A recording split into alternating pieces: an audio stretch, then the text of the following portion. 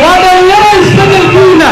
استدل بوضعنا مالك الصبح علينا شمال علينا عياري دورنا هاسا ينوب لنا وإنا خبيثة يوعي كتبايا وأنا ورينا هاسا ينوب ورحمة الله وبركاته ما المدى السلام وحلوه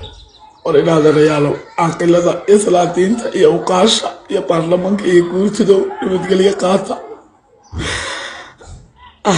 مدحوينها قرق السومالي لا وحلوه تلك بلبلية بلبل لمدورية بهوف إلهي كعبصنا لما انتي تلك ببحضة الدارية والله بالله طلع عندنا بقى يا بنتكم وارفضي وبحاجة صوتنا ولا في سنة وبحاجة صوتنا بحاجة بغلنا أنا أريد أقول إن شاء الله تعالى حبنا الله سريعنا عبد الرحمن إلنا إلى الدفاعنا يا رب الله والله بالله طلع عندنا بقى يا بنتكم وارفضي وبحاجة صوتنا ولا في سنة وبحاجة صوتنا بحاجة بغلنا إلى كم بغلنا بنتكم يا سيدي بني Somaliland waxay dhex jibaaxaysaa qorshe xumo iyo sidoo kale khilaaf ragaadiyay mucaaradka iyo muxaafidka shacabka waxay noqdeen kuwa kala qaybsan qaarkood ay taabacsan yihiin xukuumadda waqtigeedii dhamaaday halka inta kalena ay si weyn u taageersan yihiin madaxa isbeddeldoonka xisbiyada mucaaradka waxaana ay haayeen shacabka Somaliland kuwa ka dhagtaagaya mucaaradku hadallada iyo go'aanada ay gaadhayaan shacabka Somaliland waxay qorshaysteen isla markaana ay u diyaar garoobayaan mudaharaad salmiya oo la filayo inuu ka qabsoomi doono khamiista inagu soo wajahan ee toddobaadkani guud ahaanba magaalooyinka iyo degmooyinka dalka xisbiyada mucaaradka tan iyo intii ay warqadda gudbisteen isla markaana ay ugu baaqeen shacabkooda in maalinta khamiista ay isu soo baxaan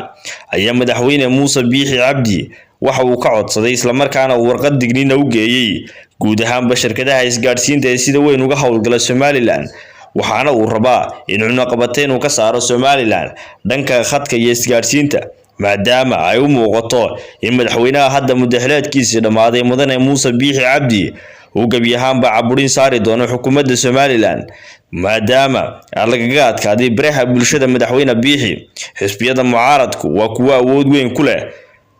baraha wax lagu qoray ee bulshada ay ku xidhiidho gaar ahaan barta Facebook oo Soomaalidu aad u isticmaasho dhawaan ayay ahayd kadib markii uu faalla kaga qoray ciidanka booliska gudoomiyaha xisbiga mucaaradka ee wadani Xirsi Cali Xaaji Xasan taasi oo jawaab adag ka siiyay taliyaha ciidanka booliska oo runtii ay ku noqotay Somaliland mid uguba inuu ka jawaabo taliyaha ciidaneed waraal Facebook lagu qoray waxaanay u muuqataa in hadda taliyaha ciidamada boolisku uu runtii siyaasadda si weyn ugu dhex milmay lana moodo siyaasi la gorgortamaya xisbiyada mucaaradka halka madaxweyne Biixi iyo xukuumaddiisa uu hadli jiray tan iyo intii aan hadda uu taliya dabagale u hadlin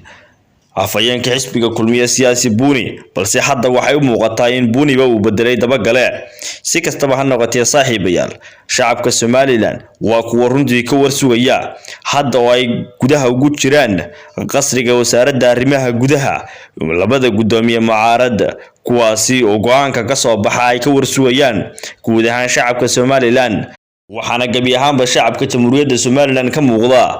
saansaan mudaharaad iyagoo si weyn ugu diyaar garoobaya maalinta khamiista ee ay ku ballamiyeen goobaha la isugu soo bixi doono midowga mucaaradku shacabka Somaliland ayaa si weyn u taageersan asxaabta mucaaradka ayaa ku leh shacabka Somaliland saameyn aad u ballaaran hase yeeshee xukuumadda waqtigeedii dhamaaday mudane Muuse Biixi Cabdi iyo inta uu hogaamiyo waxay ahaayeen kuwa muddooyinka ugu dambeysay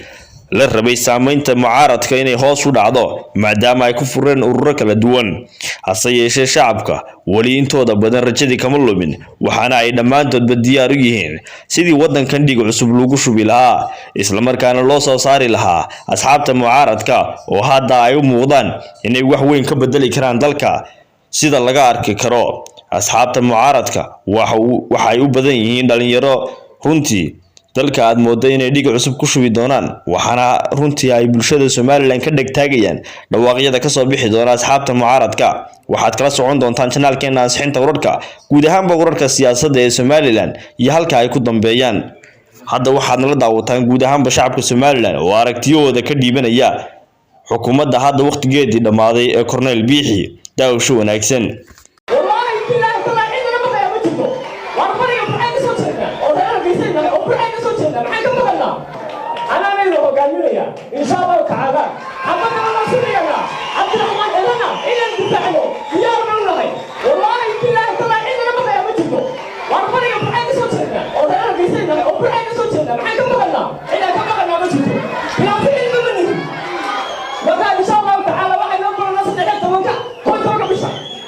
إن شاء الله دي لها يعرف وطلبات طبعا كلام حلالي يا حكومة دولة تجسها وقت يجي لو دعي إذا كاينة ولا دماتي ده وانت تصير دقو